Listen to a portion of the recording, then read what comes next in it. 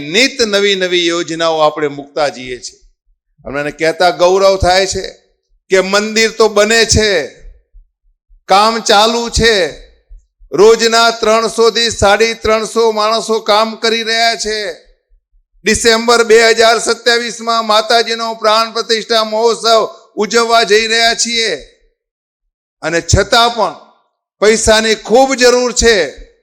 છતાં પણ 22 જેટલી પ્રવૃત્તિઓ સમાજ માટે આજે પણ આપણે ચલાવીએ છીએ. નિઃશુલ્ક ભોજનાલય ત્યાં આગળ ચાલે છે ઉમાપ્રસાદ ધામના નામે. કોઈ પણ યાત્રાળુ કે દર્શનાર્થી આવે ત્યાં નિઃશુલ્ક જમે છે. કોઈને લગ્ન કરવા છે તો રાહત દરે ત્યાં આગળ આપણે ત્યાં લગ્ન કરાવીએ છીએ. અને કેવા લગ્ન? પોતાના ઘરે દીકરાના કે દીકરીના લગ્ન થતા હોય ને એ પ્રકારના લગ્ન કરાવીએ છીએ.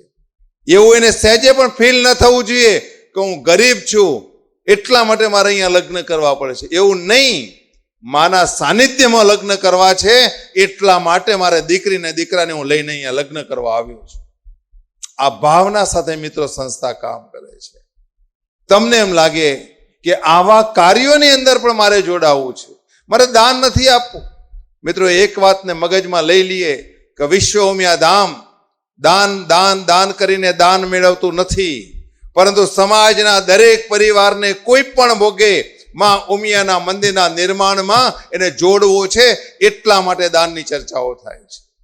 એ ચાહે 1000 રૂપિયાની ઈંટ હોય, ચાહે 1 લાખનો સિટી મેમ્બર હોય, ચાહે 1000 રૂપિયાનું એક વૃક્ષ દાન હોય, કે ચાહે 11 લાખનો એ ધર્મસ્તંભનો દાતા હોય, કે ચાહે 25 લાખ કે 50 લાખના એ દાતાઓ બને, પણ કોઈના કોઈ રીતે વ્યક્તિએ પરિવાર આ સંસ્થાના માધ્યમ સાથે જોડાય અને એક સંગઠિત બનીને સમાજની એક શક્તિ બને, એના માટે આ સંસ્થા કામ કરે છે.